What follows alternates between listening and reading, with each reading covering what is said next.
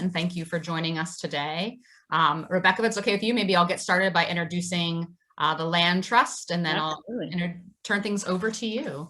Okay. So I'm doing a little screen share here. Hopefully you're all seeing the Boothbay Region Land Trust website here. I just want to start by introducing myself. My name is Tracy Hall, and I'm the environmental educator with the Boothbay Region Land Trust. And for those of you that might not be familiar with the Boothbay Region Land Trust, we are a nationally accredited nonprofit land conservation organization. And we have as our mission to conserve for public benefit the natural habitat, scenic beauty, and working land of the Boothbay region. We're fully supported by members, and we provide free public access to 26 nature preserves that are scattered throughout the Boothbay Peninsula. And we have over 35 miles of hiking trails. So if you want more information on what we do and where those trails are, you can visit our website, or we do have our headquarters at Oak Point Farm, where we have printouts of each of the trail maps. The other thing that we really strive for is to educate the public, and we host over 100 free educational events annually. We love to partner with other organizations, and that's where we are today at one of our free events, courtesy of the Knox-Lincoln Soil and Water Conservation District. And we are here to learn about the Conservation Landscape Certification Program that they are doing. So at this point, I'm going to turn things over to Rebecca Jacobs, who is the program manager. Okay.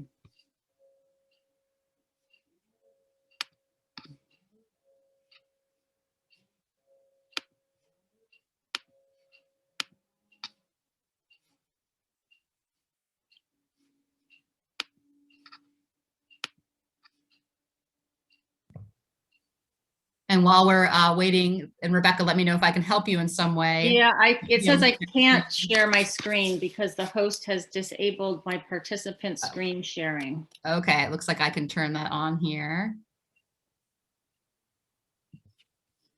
Let me know if that helps. And as we're looking at the bottom of the screen, as everybody's in this Zoom webinar right now, you can see that there's an area where you can put questions for Rebecca to answer later in the program. There we go. We can see your screen now, Rebecca. You can? Yes. Excellent. Let's see if I can get the whole slideshow to go from the start. Oops. Play from the start. There you go. All right. Okay, so I can't see any of you, but can you hear me? Am I getting can you hear me, Tracy? I have to unmute myself. Yes, we can hear you. Okay, sorry. Great. So I want to welcome everybody and thank you for having me here today. My name is Rebecca Jacobs. I am the program manager at the Knox-Lincoln Soil Water Conservation District. I'm entering my 12th season with the Conservation District. It's hard to imagine, but my daughter was an infant and she's now 13, so I guess the math adds up. So I'm here to share what is a new program to the district, though the work itself and the services we provide have been supporting such a certification program for, well, really since its inception. So the districts are a consequence of the Dust Bowl. And when the land swept across from Texas and Oklahoma, or the sand swept across from Texas and Oklahoma, Roosevelt said that a nation that destroys its soil destroys itself, and helped to institute what is now the soil water conservation districts, as well as on the state and county level. Though we are quasi-governmental agencies, there's no funding requirements for us. We are in name only, and we represent our district areas by hosting programs and services on a individual needs basis. So what we do here at Knox and Lincoln counties is unique from what we do in like Aroostook County, for example. They have different types of agriculture, different types of soils, different needs. So we're a locally based group, and we work with our partners such as the Boothbay Region Land Trust, Midcoast Conservancy, as well as state and federal partners of DEP, DACF, and Natural Resource Conservation Service, which is really the federal arm that came out of the Dust Bowl. I've got my colleague Alita McKeague, Technical Director from Waldo County Soil and Water, on as this introduction because she is really sort of the brainchild of this certification program, and folded myself and my colleagues at the district in from its inception, and we collaborated and provided feedback, and with the intent that after the launch year of 2020 that we would fold in and be the next district to bring this certification program to our constituents. So here we are. So today I'm going to do a bit of an overview of our county's planning and programs. We use resource protection themes as our organizers to convey information both through in-person, online, and outreach programs. We create program awareness through defining and naming our services, as you'll see in the slides to come. And this certification is a means to synthesize our practical instruction and our engagement with our constituents. It's something tangible that you can bring right to your own backyard or front yard. I will go through a little bit towards the end about how our certification program is structured and ultimately implemented.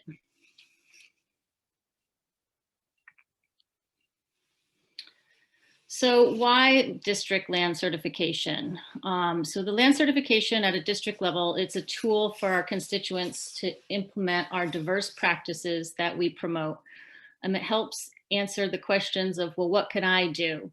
How can I improve the health of my property in a practical and doable way?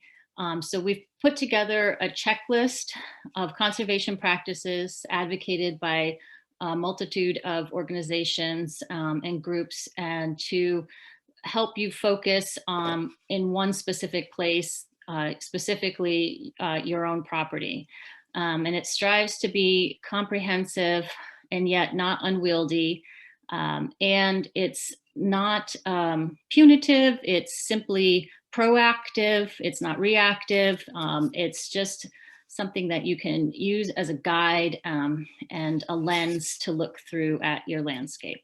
It also allows you to get support from somebody like myself or Alita to come to your property as you engage in this certification process. So areas where you are perhaps weak in understanding, we could come and help guide you through a particular section of the certification.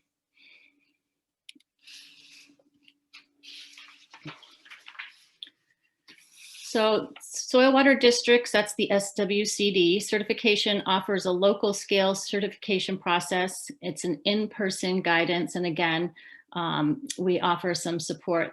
We have a Waldo County district supervisor in the slide here, helping to train some volunteers from a previous Conservation Corps group that Waldo County had. So helping these young adults to gain a better understanding of not only the district's role, but the supporting pieces of the certification program in a practical setting at her farm. So the neighbor to neighbor outreach that is created will create a genuine awareness and interest in conservation practices. The old creating community effect, you know, walking around with a clipboard and a checklist often intrigues your neighbors, and adding plants and modifying your garden or doing massive invasives projects, again, is another one of those neighbor to neighbor, hey, what's going on? So it's another way to get together and share the work that you're doing in hopes that they may in fact adopt or, you know, do this on their own property as well. Of course, this certification program is really a direct result of the district programming and services that we already do and are providing. And we'll talk about some of those that support it as well. And we hope to teach conservation practices and provide incentives to implement them on an individual basis.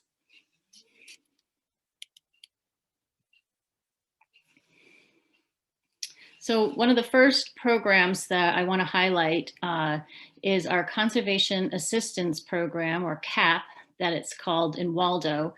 But here in Knox-Lincoln, we simply call it our Technical Assistance Program. So one of the things that we're learning in the early stages of this expansion with this Conservation Landscape Certification Program is the opportunity for branding and taking some of our names and maybe picking one and adopting that for our 3 counties and our 2 districts and going forward with others as well. So we work a lot with individual landowners on both small and large properties. We work with schools, we work with municipalities, as well as conservation organizations and nonprofits, providing walk and talks, staff trainings. We'll do written recommendations, management plans, and the SIG, which is Conservation Innovation Grant. We're in our 6th year working with producers' properties, so woodlot owners and farmers, on providing invasive plant management plans. An area of specialty that has really gained a lot of ground in both Waldo, Knox, and Lincoln counties, again, over the last 6 to 8 years, is our invasive species outreach and education.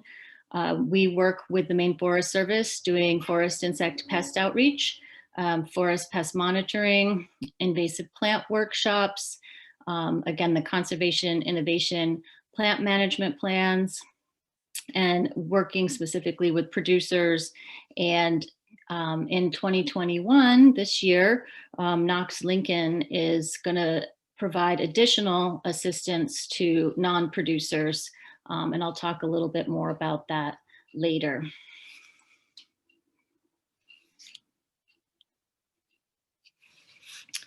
So again, another branding opportunity is it ecological or conservation landscaping? Waldo uses eco and Knox-Lincoln uses conservation landscaping, but we've been providing workshops for a number of years, and I'll talk about some of those that support this, both training and work with individuals for this certification program. Our online resources, both Waldo and Knox-Lincoln, have done a lot of, made a huge effort to increase the amount of online resources in each of our programmatic areas, whether it's ponds, pollinators, buffers, etc. You should find, a minimum of 1 and very often 3, 5, 10, online resources, and many of which are printable PDF downloads that can help you, guide you through specific sections of this certification program. Again, we've mentioned that we do technical assistance. I've got a couple of people who have reached out in looking at the plant sale, realizing that some of this is just a little out of their depth and they want to improve pollination on their property. Can we come and do some technical assistance and provide more training on what pollinator plants will work best and where on their specific property, for example. And each of us offer plant sales, and the plant sale this year is going gangbusters. It's both edibles as well as native plants and some native friendlies. And we have here in Knox and Lincoln, you can get tree species, shrub species, perennial species, and some edible herbs, berry bushes, and fruit trees. So ours is pretty extensive. It's really the most extensive plant sale of all the soil water districts in the state of Maine. Waldo does a little bit different plant sale, and that might be something of interest to you. And that is they focus on tree species and a lot about the forest regeneration and species that are climate adaptive, sort of maybe zones 5 and 6, and maybe zones 4 as well, but that are more southern species or species that are migrating slowly, naturally, or through planted projects and efforts. And they're doing a lot of work trying to look ahead. What do our forests and our forested landscapes look like now, and what perhaps will they look like through the climate change in the future? So some of their plant sale work is reflecting that. And of course, all of this leads to this land certification process.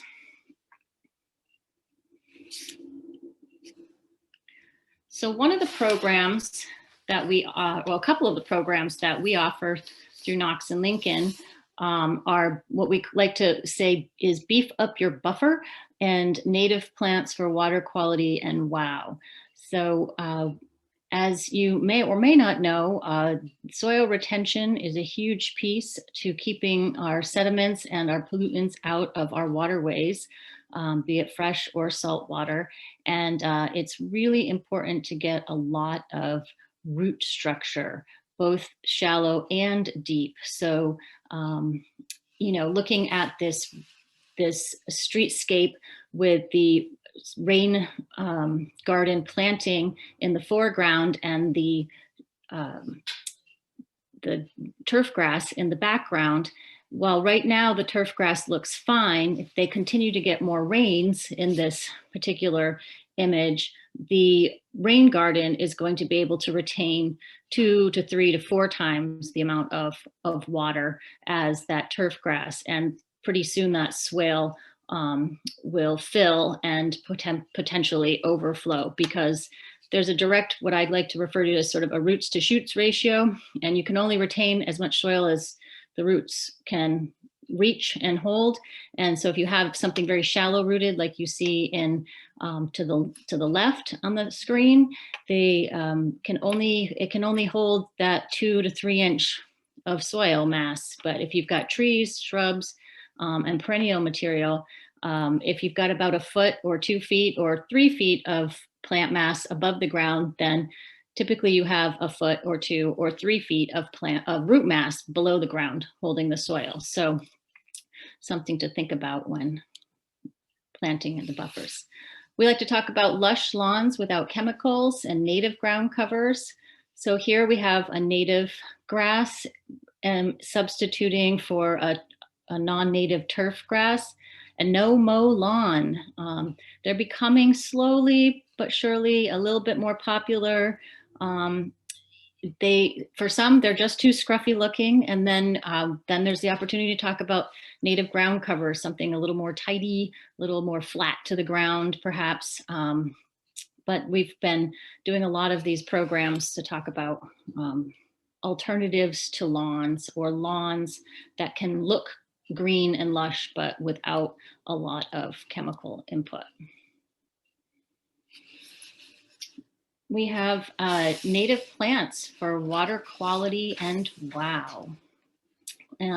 Again, we want to promote as best as we can our native Maine species and our New England species that have been growing here far longer than we humans have been inhabiting the same space.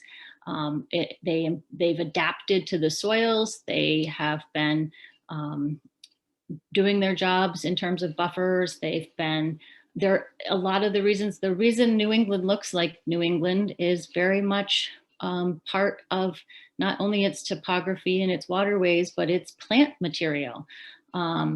You know, you don't necessarily have the same oaks or willows or cherries or birches as you can see here in the photo. That you have, you know, there are oaks and willows and cherries, etc. in other parts of the country, but they're not the same species. And in some cases, they just don't grow. So New England looks like New England because of particular plants. And so let's try to promote them, and they can be planted in a way that suits both human aesthetic value as well as greater ecological landscape value. We have been, as I said, working at invasive pests as well as invasive plants.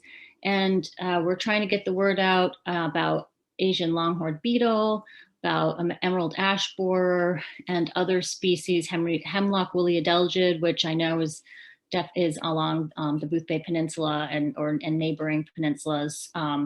So constantly trying to raise awareness, and so looking at alternative species. If you do have an invasive pest, an alternative tree species to plant to reduce the spread of infection.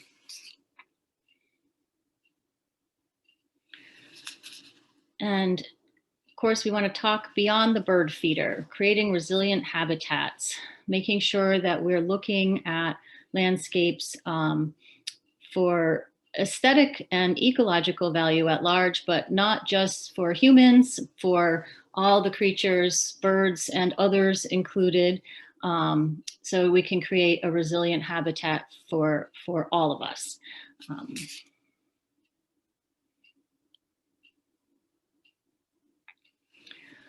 So it's a lot of work, and as a consequence, we try to employ paid or volunteer through the Community Conservation Corps, and each year get at least one college or university student to come for 10 weeks in the summer and assist us with a variety of the programming that I've been discussing, as well as assist other organizations with implementing these practices on their properties. Here's an image of a community garden project that was done. I believe this might be the pollinator garden that went in at a community park in Belfast, but I could be mistaken. But I don't think so. It's the Athena Health Group. Yeah, I'm pretty sure that's it. And then we've got our Conservation Corps out doing trail work. Yes, Tracy, it's possible to get some extra help. Doing field work. We do a lot of invasive species work over the last few years. That's not going to go away. He's actually on his phone, hopefully not sending a text, but using what is called the IMAP invasives tool. And it's both an online GIS programming, it's a mapping and monitoring tool that can be used by landowners and professionals alike. And what he should be doing is putting in data for some invasive plants that he has identified that will be uploaded into the system. And then the landowner and or the soil water district can help develop a plan of action for remediation for said plants. The one thing that I particularly like about having a summer intern program is that they're 10,000 times more savvy with the media than I am. I'm a bit of a Luddite. So if anybody told me I'd even be doing online programs like on Zoom, I would have laughed at them 15 years ago, but here we are. So they can do Instagram, Twitter, Facebook, and share the stories and programs with a broader audience and kind of keep us in the spotlight. And while it may be only for a few weeks of the year, people like us, people, sign up and become our friend on Facebook, etc. And then they continue to get posts from my colleague Julie throughout the rest of the year on additional programming that happens. But that's been a great way to expand what we do and who we can reach. We have water quality is a big part. We are a soil water conservation district after all. So water quality monitoring is important, and got them out doing some of that. And they might even be doing some dragging to see what species are out there. Every year we get our Conservation Corps out on at least one farm. They are doing a planting project.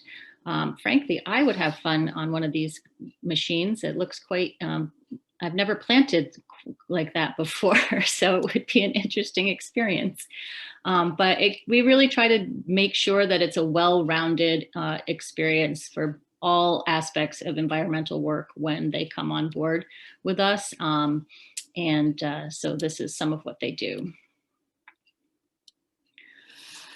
This year, I'm excited that Knox-Lincoln is the proud recipient of a Maine Outdoor Heritage Fund grant, and we have the funding to hire an environmental steward, which is part of the AmeriCorps program. It comes through the state of Maine, through the Maine Conservation Corps program. It's a 900-hour. It's considered a volunteer position. They do get like housing or a stipend or living stipend. This work is going to be focused on terrestrial invasive plants. And as I mentioned before, we've been working in Waldo, Knox, and Lincoln counties doing conservation innovation grant. And it's really focused on large scale landowners, farmers, and woodlot owners particularly. So they don't necessarily have to be producing, making their full living, but they are still, whether they're producing wood products, they've got an active forestry management plan, et cetera, but they tend to be, tens, if not hundreds of acres of land. And in the 6 years of our outreach efforts and our expanded education efforts, we have had in Knox and Lincoln County alone, at this point, it's more than 70 individual landowners reach out that do not meet the criteria for the conservation innovation grant work. Private landowners such as yourself, maybe you have an acre, maybe you have a small lot in downtown Booth Bay, and you have some invasives, you have some questions, you're not sure what to replace the plants with, you're not sure if that is a honeysuckle or whatever. And what I've worked on over the last year is to develop a ranking criteria for private landowners to have these needs met and have expanded technical assistance in the form of an in-person survey, a meeting, a map if it's necessary, a report or management plan if again it's necessary. We'll be focusing on the widespread species that you see in sort of the left side of the screenshot, as well as some of the limited species that are distributed in Maine for terrestrial invasives. We're hoping that this person can help me expand this hands-on management. We'll be doing volunteer coordination and working with a property here in Camden, Maine, called Mary Spring Nature Center, which, having done a lot of surveying in Knox and Lincoln counties, we have probably it has probably one of the most densely problems with invasive species and a lot of diversity, about 12 species. So this environmental steward is going to help do some volunteer coordination and some hands-on management on that property. And we'll hope to, again, expand the outreach, our social media, and our digital library for folks to access information on their own if they don't need to have the personalized assistance and report. So I'm pretty excited about that. If that's something you, a need that you see for your own property, by all means, at the end, I have my email, and reach out to me and I'll get you on the list, and we'll be touching base sometime in June. So we have our Forests for Future. We've got woodland workshops, forest pest outreach. We do wildlife and forestry workshops and forest adaptation and research citizen science. And of course, all of that supports this land certification. Here we have, I assume it's Morton Moss Wild based on the beard. You can see in orange, doing a forestry walk and talk. We have one scheduled for April 29th, a Thursday at 10 a.m. At a private landowners in Appleton. It will be mentioned again at the end. So if you have a large forested property or a small, even small forested property that you're looking at, better understanding its tree species, its habitat, and how to enhance it, perhaps with wildlife in mind, we have Maine Forester Alyssa Gregory and wildlife biologist Joseph Roy that will be on hand for that free walk and talk in April. We try to help people understand their management plans and how to survey for invasive pests. We look at buffers and habitat transition from field to forest. And we talk about forest regeneration and again, those adaptive plants. 3 fun ones that are not widely distributed and known here, but are of interest both from an aesthetic standpoint and for landscape value are Tulip Tree, the Liriodendron tulipifera, our wheat gum in the bottom center, and chestnut oak. So really beautiful from just a structural standpoint, leaf and interest, color, the flowers, shape, etc. They're very nice landscape trees, but they're also trees that will be of interest to people who are looking to diversify and think ahead with climate adaptation for forests. And we've got our Conservation Corps out doing some planting projects on a property to help with some forest regeneration. So the certification program is a way to take all this programming home and implement the practices in a systematic and manageable manner.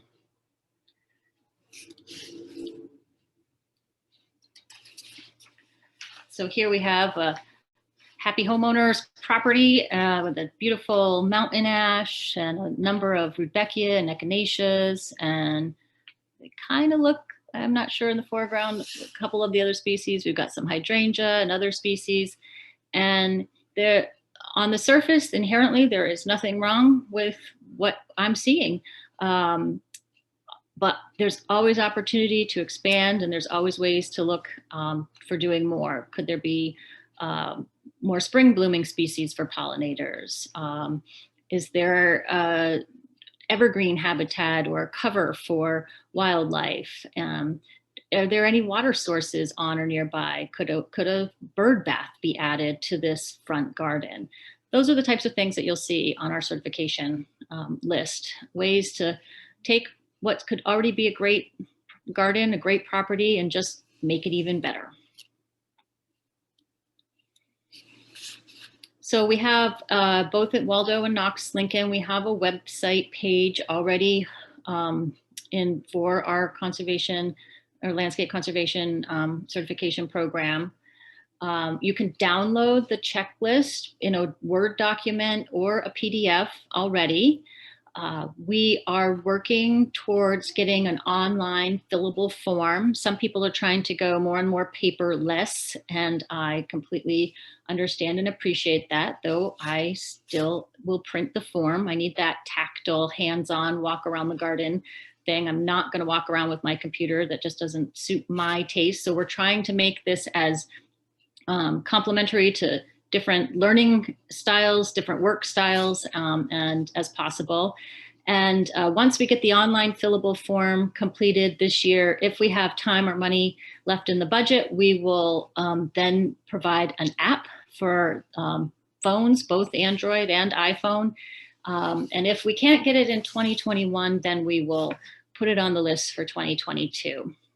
You can apply online or by mail, and it is self-guided in that you can invite a staff or a trained volunteer assessor, like our environmental steward will be, and to come to the property, or you can just use it as a tool for self-assessment and guidance for your own personal, desire and gain. In order to get the certification awarded with a sign or recognition on our website, with your name or without your name, anonymously or not, you will need to turn in that checklist, and it will need to be verified by a staff member such as myself. So here is the certification checklist in part.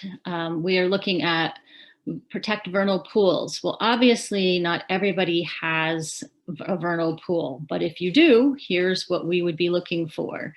Has it been marked and mapped? And using the main vernal pool assessment, can you show verification that you haven't disturbed the pool depression with equipment, piling up sediment or slash around it? Can you create and mark a 100-foot buffer around the vernal pool to not harvest or disturb the area because, well, for lots of reasons, and then conserve an abundant coarse woody debris in the vernal pool buffer for the amphibian life. You can see that they're all asterisked because those are the requirements if you have a vernal pool and you want to add that as part of your list. And then they provide shelter for wildlife. Brush piles, of course, has some slash at least been left after harvest. Do you have dead trees, also known as snags, on the property for woodpecker and other mammal habitat? Most of you listening today and watching the slides will be using the residential small mixed-use property checklist. There is a list of core criteria that must be met. That is, can you provide examples of, at minimum of 3 of each of these core criteria sections? So we've got food and plants, supplemental feeders, shelter for wildlife, clean water sources,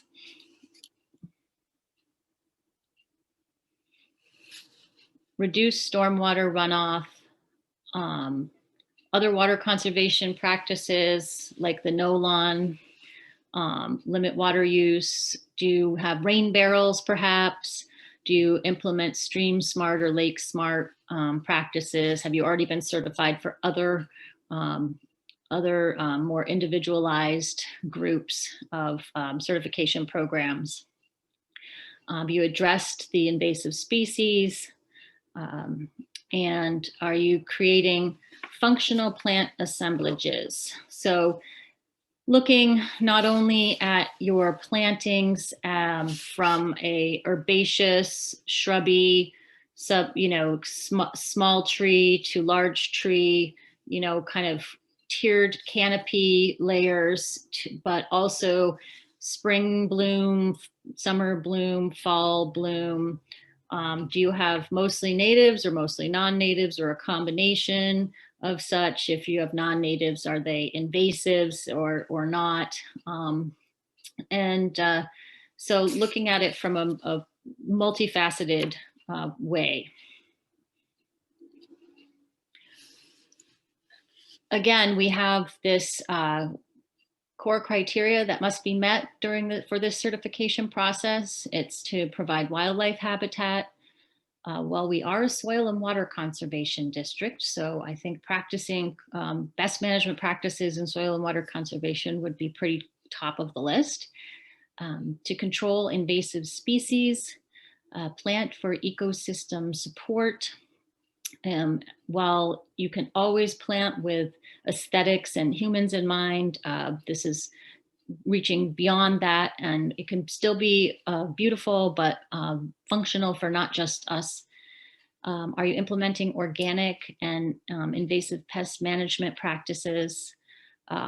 Do you have additional practices or miscellaneous, such as vernal pools or other certifications from other organizations already in place?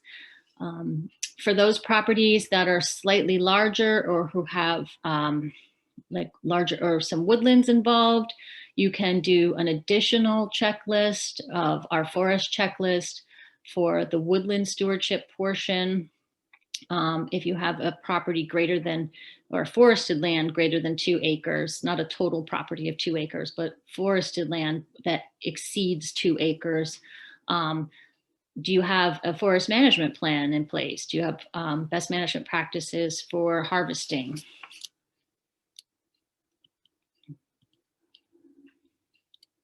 So whether you're creating man-made habitat, enhancing existing with something cutesy like this little balconied mammal house, or you're looking for and keeping some snags with openings for critters to find their own natural home. They all count. There's no one right way to do this. So the program is hoping to aggregate and integrate existing tools and methods, as well as some legacy programs. One legacy program specific to soil water conservation districts, you can see in the upper right corner. We've had what we call cooperators in the past, where typically when they come in to do a landowner has come in to do some type of practice, they're looking for some resource concerns. In the past, they would fill out a form that essentially said, I will do my best to engage in best management practices on my property, and I will reach to the Soil Water Conservation District and or Natural Resource Conservation Service to meet these needs, as they arise. And it was really the early stages of networking and building a database. The world has changed, the Cooperator program has changed, and in many cases around this state and beyond, either has gone kind of by the wayside because we have email lists and other things that are serving us equally, if not better. But historically, Knox and Lincoln has honored what we call a Cooperator of the Year, and it's a farm, it's a woodland owner, it's a landowner who's been working with NRCS and soil water districts to put best management practices on the land, and they're really a shining example. They'll often end up on our farm or conservation bus tour, etc. And we've provided these cute signs that are screwed into typically the side of a garage or a barn. And programs that teach ecological land management like Xerces, pollinator habitat, or the World Wildlife Foundation's backyard wildlife habitat. The goal is that we are kind of taking all the best of each of these current and past programs and pooling them together in a way that is a bit more comprehensive. And so the program is free. We may have to charge for the signs at cost if we can't get a grant, but we'll just pass that on at cost to those who go through this certification program. And again, we're trying to aggregate and refine existing criteria from multiple sources into one place. We are providing links to helpful education resources, both online and have it available in print. We're hoping to deliver this certification program and this resource by multiple levels of technology. Of course, the human interaction, especially after this year, is like even more important than normal. But some things are site specific, and typically there's no one solid path, or means to an end. There's lots of different plants you can choose for habitat. There's lots of different buffer plants that will hold the soil. So having that human interaction is great, and will help stitch the landowners and personal sense of style and aesthetic and values. If they're avid birders, to find the right fit, the right plant for the right place. So that human interaction is great.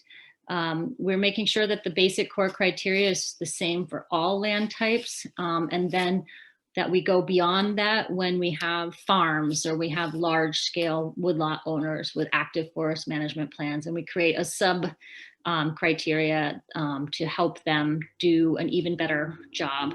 The goal after we refine our farms and forest lands this year, criteria lists this year, is to move on to parks and conservation lands. So we're really hoping this becomes a truly comprehensive and interactive certification program. Well, of course, it's there to promote diversity, biodiversity and conservation, sustainable use, support soil and water and energy conservation, carbon sequestration, and adaptive management. It started last year in Waldo County, as I had mentioned earlier in the program. We've scaled it to residential and forest lands.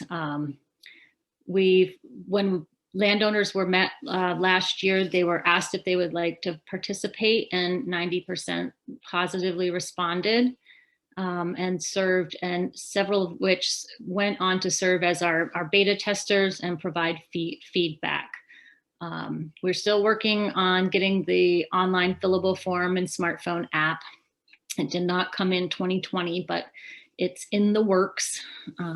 And we're looking at ways to promote the program through social media, Facebook, YouTube, Instagram, etc. when my interns arrive. So here we are in the expansion phase of 2021 in Knox and Lincoln counties, rolling it out at a local level with the goal of rolling it out to at least one, if not two more soil water conservation districts in 2022, with the hope that within about a 5 to 10 year time frame, it's a statewide program. And it has already been introduced to colleagues in other states' soil water conservation districts with positive response. So if we can enhance this program and work out any and all kinks, get it branded and ready to go, we can serve as a leader in this type of landowner programming in not only Maine, but beyond, but nationwide.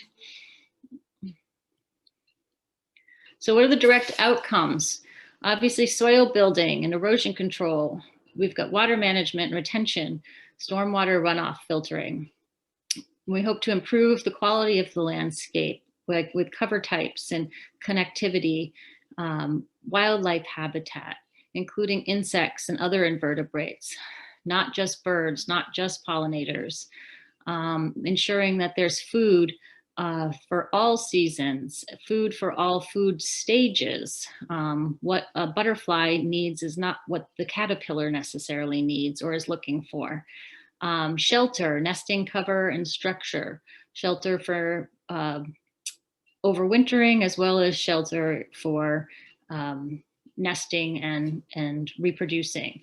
Then invasive species control, and of course, reducing chemical inputs and non-point source pollution. So the indirect outcomes is that this will help with carbon sequestration, with air quality. It will improve energy conservation. We hope it will help build community. It can be expanded with families, incorporating children. We can bring this to classrooms. And all of this improves the beauty and sharing in nature. Reduce noise and light pollution is a hopeful outcome as well.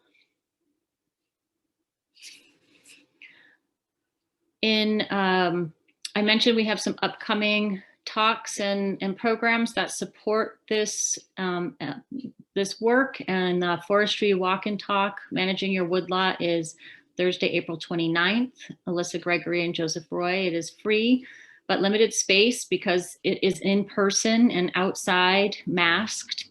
Yes, we're partnering with Georges River Land Trust to meet on a conservation easement owner's property for this program. If it's something you're interested in, we have approximately 5 spaces left for this program.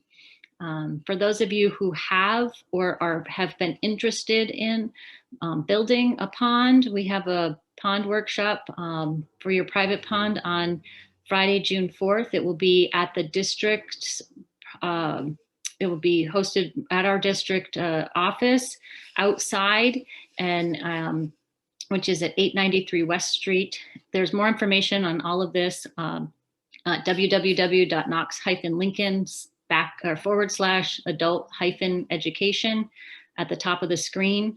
The program is $15 per person and will include a visit to a nearby pond or two with wildlife biologists to talk about the pros and cons of that particular pond's buffer, that particular pond's depth, and so on and so forth. So it'll be a classroom portion as well as a outside classroom, but classroom portion with our engineer as well as a aquatic biologist to talk about ways to improve individual ponds.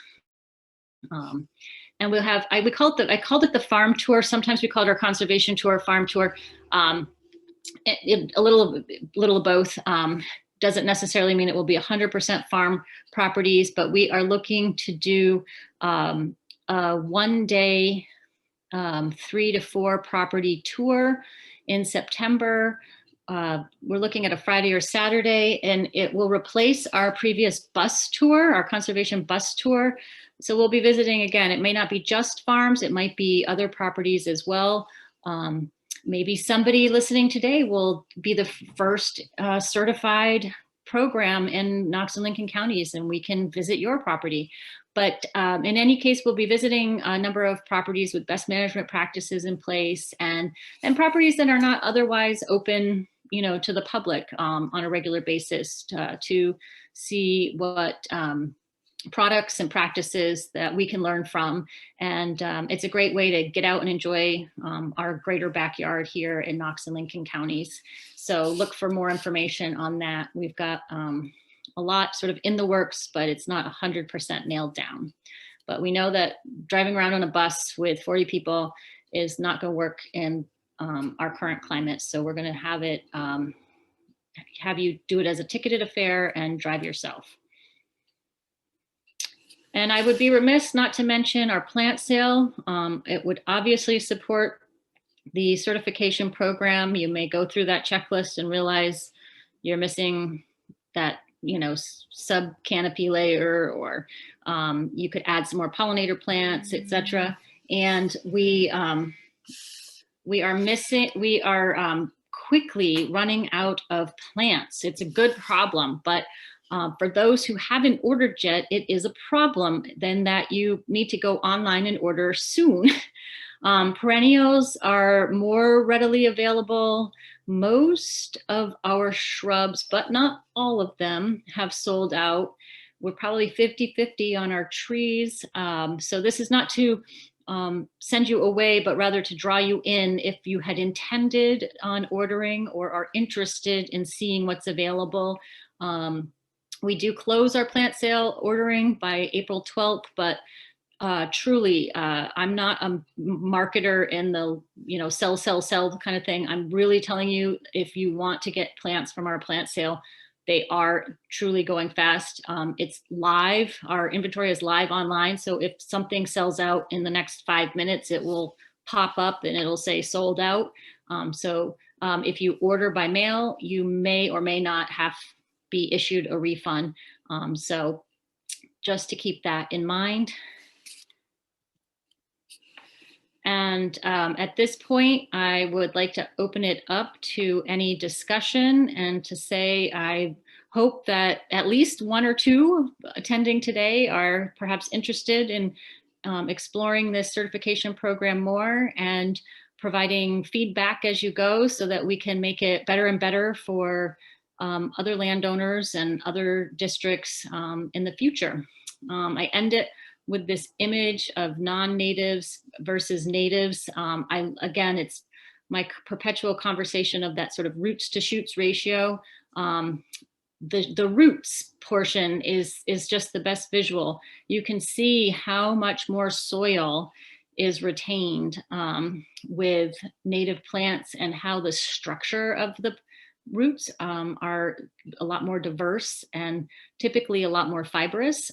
So When you can, choose native for aesthetic or habitat or other value, please consider it. There's always a place for some non-natives, but you can see from a conservation value what the native plants really do for our habitat, our soils, our water quality, etc. So thank you very much. And here is my contact information. And I'm gonna let Tracy,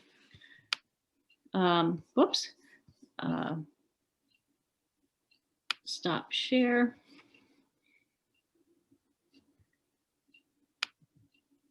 Okay.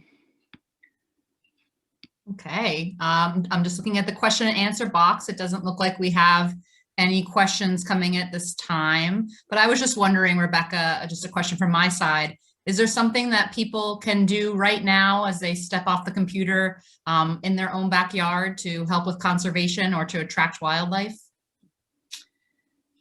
Yeah, I like to say, just look at it from some of the basics of, is there access to water for who you've got, for your creatures out there? Are you willing, to leave some dead standing trees, even if one might be, unsightly, so to speak? Is there a way to do it in a way that you can plant some shrubs around it so that you've got that habitat for the insects and the birds and the small mammals? I've had clients and individuals over the years who've really wanted to just make everything super clean. And I think it's important to remember that the duff layer and the leaf litter and all the layers in our big backyard are, important. Yes. Okay. I just got put the PowerPoint thing back up. Okay. But like, we can't contact you because we can't find it. Hang on. I don't want to leave. I just want to shrink this down a minute.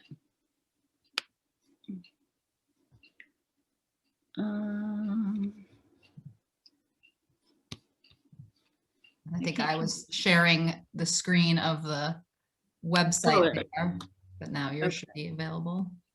Share screen, PowerPoint, desktop.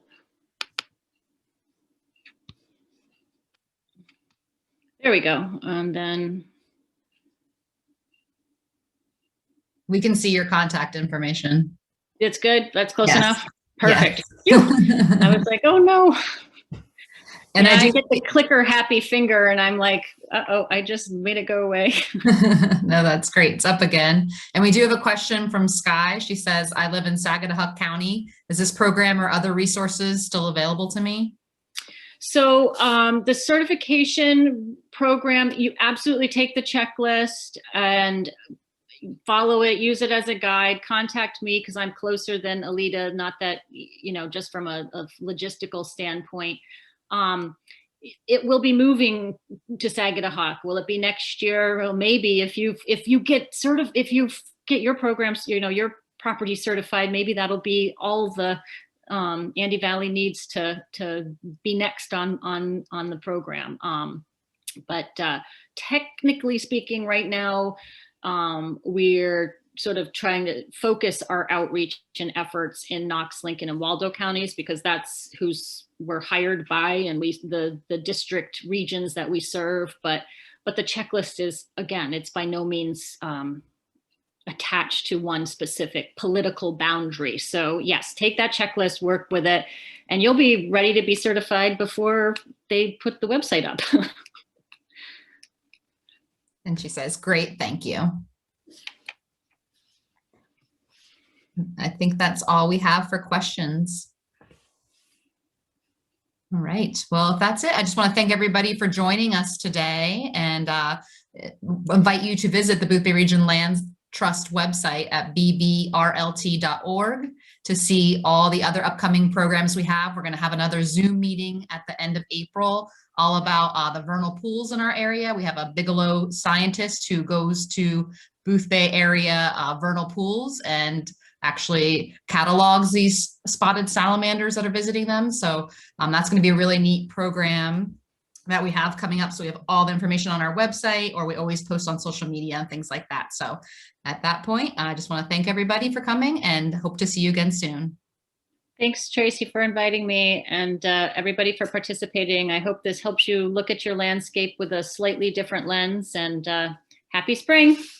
Happy spring. Bye-bye.